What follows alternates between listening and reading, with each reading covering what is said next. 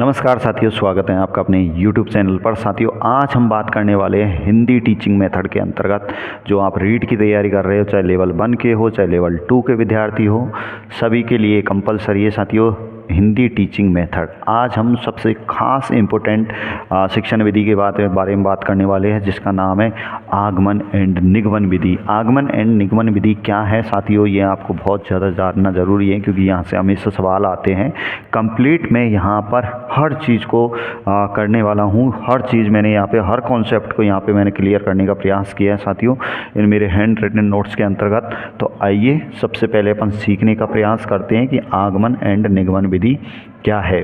तो देखो साथियों, आगमन और निगमन विधि के बारे में आप थोड़ा थोड़ा तो जानते ही होंगे। आगमन के अंतर्गत हम देखते हैं उदाहरण से नियमों की ओर चलते, निगमन में हम नियमों से उदाहरणों की ओर जाते हैं। लेकिन खास बात हम देखने वाले हैं आगमन और निगमन विधि की।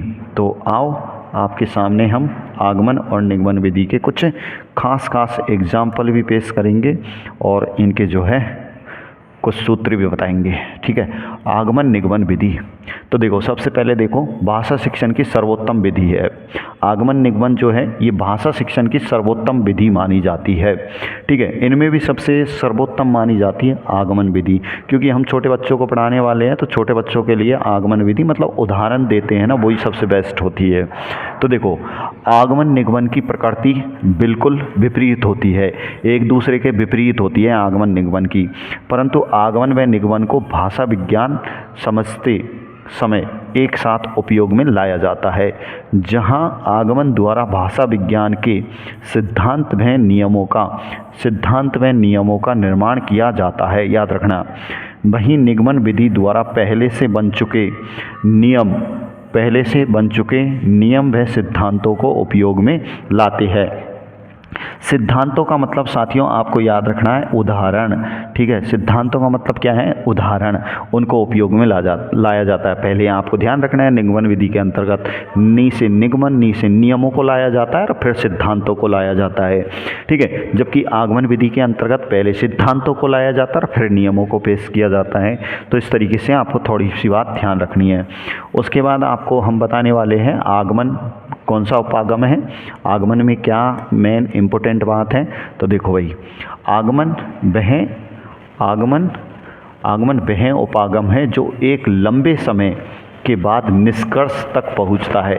अब इसमें ये जो चीज़ है ना, ये बड़ी क्लासों के लिए जो है अच्छी नहीं मानी जाती है, क्योंकि बहुत समय लग जाता है इसमें निष्कर्ष पर पहुंचने के लिए। जबकि निगमन में तुरंत के तुरंत ही निष्कर्ष पर पहुंचा जा सकता है, तुरंत सूत्र लगाए, नियम लगाए, ये ले आंसर आ गया फट्टे देने से, इस तरीके से निष्कर्ष तक पहुँचता है।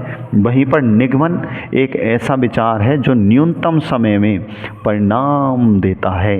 तो न्यूनतम समय में अगर आपको परिणाम चाहिए तो आप कौन सी विधि का उपयोग करेंगे? निगमन का। और आपको लंबे समय के बाद परिणाम की अगर प्राप्ति करवानी है तो आप आगमन विधि का उपयोग कर सकते हैं। अब सबसे पहले हम देखने वाले हैं आगमन विधि। कौन सी विधि भाई? आगमन विधि। तो आगमन विधि क्या है वो देखिए। जब एक शिक्षक किसी उदाहरण के सहयोग से विषय वस्तु को स्पष्ट करते हुए किसी नियम तक पहुंचता है तो वह सकारात्मक सूत्रों का सहयोग लेता है। इसे ही आगमन उपागम कहा जाता है। एक लाइन में आपके बात सेट हो गई होगी। देखो, आगमन भाषा विज्ञान की सबसे महत्वपूर्ण विधि है, याद रखना है भैया। भाषा विज्ञान की सबसे सर्वोत्तम विधि जो मानी जाती है वो किसको माना जाता है? आगमन को। किसकी? भाषा विज्ञान की सर्वोत्तम जो विधि है, ठीक है, वो कौन सी है? यह आगमन विधि है, याद रखना है भाई। ठीक है, सवाल बना हुआ है यहाँ से।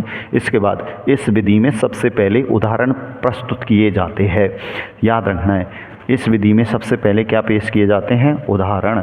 ये बात बता दी मैंने। उदाहरण सिद्धांत भी कह सकते हैं, उदाहरण पेश किए जाते हैं। फिर उदाहरणों की सहायता से नियमों की पुष्टि की जाती है। फिर उदाहरणों की सहायता से ही किनकी पुष्टि की जाती है? नियमों की, कि भैया इसमें कौन कौन से नियमों ने काम किया है। तो इस तरीके से सबसे पहले उदाहरण, उसके बाद नियमों की पुष्टि करवाने वाली जो विधि है वो है आगमन विधि। ठीक है, उसके बाद इसमें क्या खास बात है वो भी आप देखिए।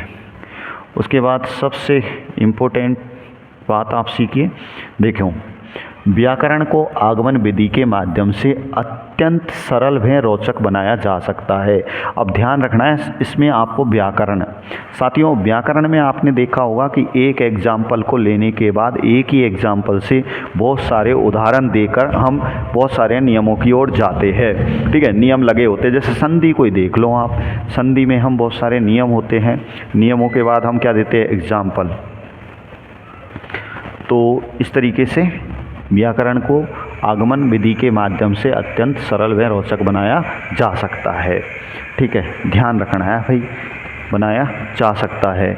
उसके बाद इसमें कुछ उदाहरण पहले छात्रों के समक्ष प्रस्तुत किए जाते हैं। ध्यान रखना है इसमें पहले से ही उदाहरण अपन पेश कर देंगे, जैसे कि अपन स्वर्ग संधि के पहले से ही कुछ उदाहरण पेश कर देंगे, फिर उन्हीं उदाहरणों के आधार पर और भी एग्जाम्पल हम तैयार कर लेंगे। ठीक है, तो ये इस तरीके से व्याकरण में सबसे बेस्ट जो विधि मानी गई है वो आगमन विधि है।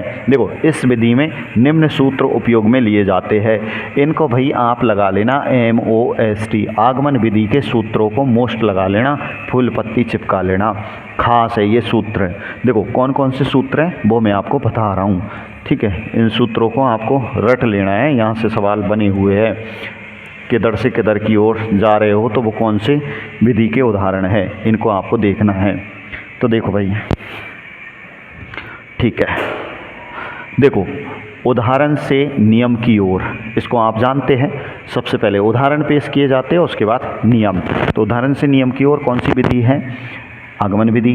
विश्लेषण से संश्लेषण की ओर, साथियों विश्लेषण क्या है, जैसे कोई एक चीज़ है, जैसे ये कोई चीज़ है, इस चीज़ को अलग अलग 20 भागों में तोड़ देंगे, अलग अलग भागों में तोड़ देंगे, अलग अलग भागों में तोड़ देंगे इस कोई चीज़ को। कोई समस्या है, चीज़ ले लो या समस्या ले लो, कोई भी ले लो, कोई समस्या है, उसको अगर उसका हल निकालना है तो उसको अलग अलग भागों में बांट देंगे, मतलब ये मान लो कि 20 भागों में बांट देंगे। फिर 20 भागों का हम एक जगह ही क्या करेंगे, एक जगह हम इकट्ठा करेंगे और फिर अंत में जाके हम निष्कर्ष निकालेंगे कि इसका मतलब क्या है। तो विश्लेषण से संश्लेषण की ओर आना, संश्लेषित करना मतलब इकट्ठा करना। ठीक है, तो पहले हम अलग अलग उदाहरण देते हैं, वही बात है विश्लेषण से संश्लेषण की ओर। इसको थोड़ा सा अच्छे से याद रखना है भैया, अलग अलग भागों में बांटकर एक ही जगह उनको विश्लेषित कर देना। ठीक है, तो संश्लेषित कर देना, तो विश्लेषण का मतलब यही है आगमन विधि। स्थूल से सूक्ष्म की ओर, स्थूल का मतलब होता है साथियों बड़ा, स्थूल का मतलब क्या होता है, बड़ा, स्थूलाकार मतलब बहुत बड़ा आकार, मतलब चीज़ों को एक बड़े आकार में प्रस्तुत करना और फिर बिल्कुल कम समय में ही उसको बता देना। तो सूक्ष्म का मतलब आप जानते हो छोटा होता है, तो स्थूल से सूक्ष्म की ओर भी किसका उदाहरण है, आपको ध्यान रखना है आगमन विधि का।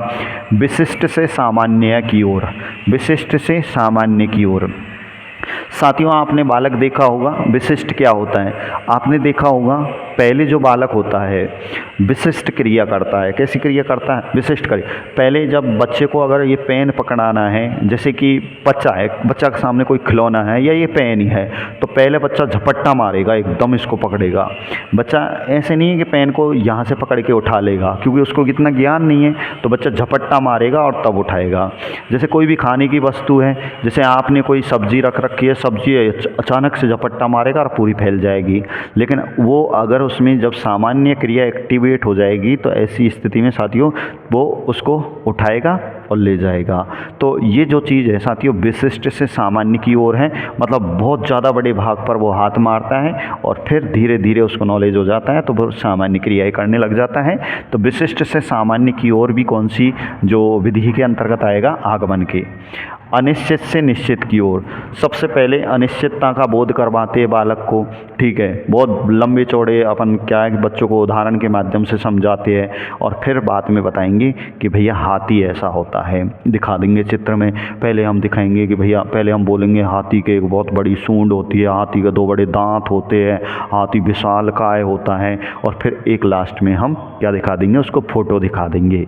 तो इस तरीके से ये भी कौन सी विधि हो जाएगी, अनिश्चित से निश्चित की ओर। मतलब पहले हम उसको अनिश्चितता का बोध करवा रहे, फिर निश्चित चीज़ की ओर ले जाएंगे। तो ये भी आगमन विधि है।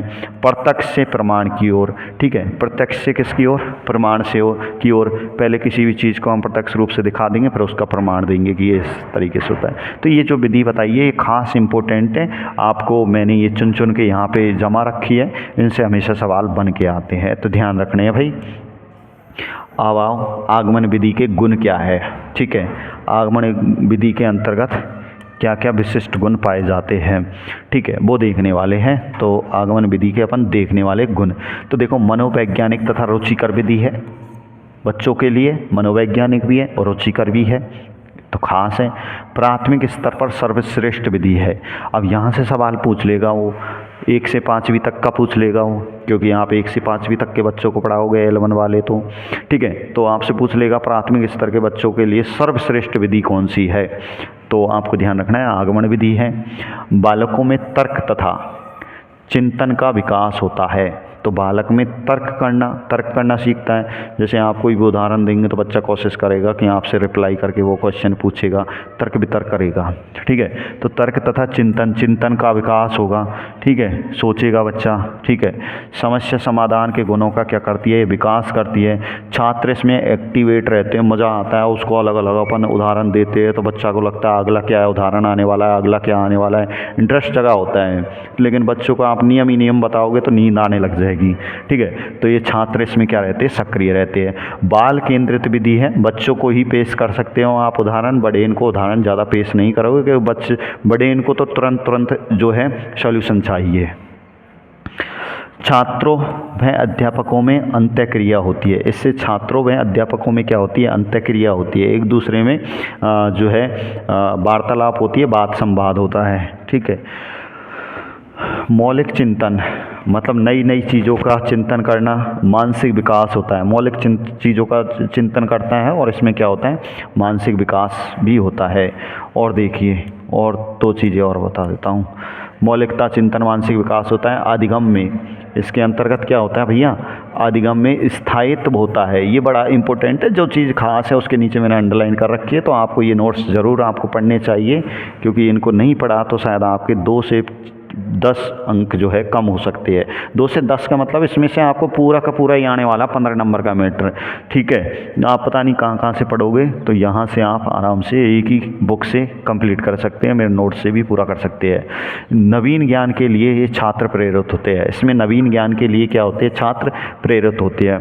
क्योंकि 5 क्वेश्चनों को तो आप ऐसे ही कर दोगे कुछ, क्योंकि 5 क्वेश्चन तो ऐसे आते हैं व्यवहारिक होते हैं जिनको आप नहीं पढ़ोगे तो भी कर दोगे, ठीक है। तो इसलिए इसको आप देख लेना, आपको पसंद आए तो भाई ऐप पे डले हुए हैं ये नोट्स, ऐप मैं आपको बता देता हूँ, या खाली सा पेज आया है इसलिए यहाँ बता देता हूँ। प्ले स्टोर में जाए, प्ले स्टोर में जाए साथियों, प्ले स्टोर में जाए और वहाँ पे यूट्यूब के नाम से ही सर्च कर लेना BS जोरवाल GK। तो आप प्ले स्टोर में जाओगे तो आपको नीले पॉपअप में जो है BS जोरवाल GK लिखा हुआ है, वहाँ पे आप जैसे ही PDF सेक्शन में जाओगे तो वहाँ पे आपको सारी PDF मिल जाएंगी, जो भी आपको पसंद हो। चाहे हिंदी की टीचिंग मेथड ले लेना, चाहे आप संस्कृत की, चाहे आप संस्कृत व्याकरण के ले लेना, यानी किसी के भी आपको जो लगे वो देख लेना, ठीक है। अब हम आगमन विधि की देखने वाले हैं विशेषता। आगमन विधि की क्या देखने वाले भाई, विशेषता। तो देखिए विशेषता क्या है, इस विधि में बालक सक्रिय रहते हैं, चिंतन से बालकों का मानसिक विकास होता है, इसको प्रयोग प्रणाली भी कहते हैं, याद रखना है, इसको प्रयोग प्रणाली भी कहते हैं क्योंकि अलग अलग चीज़ों का इसमें किया जाता है क्या, प्रयोग। अब हम देखने वाले सोपान, है ना, आगमन विधि के क्या देखने वाले हैं, सोपान। आगमन विधि के कौन कौन से सोपान है, तो सोपान देखिए, आओ आगमन विधि के क्या देखने वाले हैं भाई, सोपान। देखो उदाहरण प्रस्तुत किया जाता है इसमें, तुलना निरीक्षण या विश्लेषण करना होता है इसमें, नियमीकरण निष्कर्ष निकालना होता है इसमें, प्रयोग एवं अभ्यास से इसमें क्या किया जाता है, पुष्टि की जाती है। तो ये आपको सोपान याद रखने हैं। अब आगमन विधि के 2 रूप ये पेपर में पूछे गए हैं कि आगमन विधि के कितने रूप होते हैं, तो आगमन विधि के 2 रूपों को आपको अच्छे से याद रखना है, यहाँ से सवाल बन चुका है, ठीक है। तो हम बता देंगे किस तरीके का सवाल बना हुआ है। तो देखो 2 रूपों में आपको याद रखना है साथियों, एक तो है प्रयोग प्रणाली, एक तो क्या है बताओ, प्रयोग प्रणाली है, एक तो है प्रयोग प्रणाली, प्रयोग, ठीक है। इसमें पहले एग्जाम्पल प्रस्तुत किए जाते हैं, मतलब इसमें सबसे पहले उदाहरण प्रस्तुत किए जाते हैं प्रयोग प्रणाली में, फिर उन एग्जाम्पल की सहायता से नियमों का निर्माण किया जाता है। तो ये हो गई प्रयोग प्रणाली और एक है सहयोग प्रणाली। सहयोग प्रणाली क्या है? तो इसमें मुख्यतः गद्य शिक्षण, याद रखना है, पद्य शिक्षण नहीं, पद्य शिक्षण नहीं, गद्य शिक्षण। कौन सा शिक्षण? गद्य शिक्षण के साथ साथ प्रसंगानुसार व्याकरण की शिक्षा दी जाती है, याद रखना है। अब इसमें भी कोई दोष है क्या? बिल्कुल इसमें भी दोष है, ऐसी कोई शिक्षण विधि नहीं है जिसमें दोष नहीं है, कोई ना कोई दोष जरूर पाया जाता है। तो क्या दोष है वो देख लेते हैं अपन। देखिए, उच्च कक्षाओं के लिए ये अनुपयोगी है, बड़ी कक्षाओं के लिए ये उपयोगी नहीं है। बड़े बच्चे जो होते हैं वो नियमों के माध्यम से तुरंत समस्या का हल चाहते हैं, इसमें ऐसा नहीं होता है। पाठ्यक्रम समय पर पूरा नहीं हो पाता है, इसमें ये बड़ी समस्या है। समय व श्रम ज़्यादा लगता है इसमें। सैद्धांतिक तथा तथ्यात्मक ज्ञान के लिए ये अनुपयोगी है। क्रमबद्धता का इसमें अभाव पाया जाता है, कोई भी चीज़ को हम कहाँ से तोड़ मरोड़ के उदाहरण पेश करते हैं, लंबी हो जाती है, खिंच जाती है, सिलेबस पूरा नहीं हो पाता है, बहुत ज़्यादा बोलना पड़ता है, इसलिए ये जो है इसमें श्रम का भी ज़्यादा समय, इसमें श्रम ज़्यादा लगता है और समय भी ज़्यादा लगता है। तो ये भी आपको थोड़ा सा क्या करना है, ध्यान रखना है। तो ये आपकी आगमन विधि के क्या हो गए, दोष हो गए। तो अब इसमें से कौन कौन से सवाल एग्जाम में आए हुए हैं वो तुम देख लो। देखो, रीट 2015, रीट 2015 दो क्वेश्चन यहाँ से कौन कौन से छपे हुए हैं वो मैं आपको बता दूँ। देखो भाई, कौन कौन सा? एक तो ये आया, वाक्य विश्लेषण के शिक्षण हेतु उपयुक्त विधि है। तो वाक्य विश्लेषण के लिए उपयुक्त विधि कौन सी है? आगमन विधि। विश्लेषण मतलब अलग अलग भागों में बांटने के लिए, ठीक है। एक सवाल एक ही आया, आगमन विधि के रूपों की संख्या कितनी है? तो आगमन विधि के रूपों की संख्या 2 है, जिसमें अभी हमने बताया था, एक तो भैया प्रयोग प्रणाली है और एक कौन सी हो गई, सहयोग प्रणाली है। इस तरीके से ध्यान रखना है। अगले वीडियो में हम पढ़ेंगे निगमन विधि। जब तक के लिए आप बने रहे, लाइक एंड शेयर करें, ज़्यादा से ज़्यादा लोगों तक पहुंचाएं। धन्यवाद। वीडियो कैसा लगा आप कमेंट्स ज़रूर करें। धन्यवाद।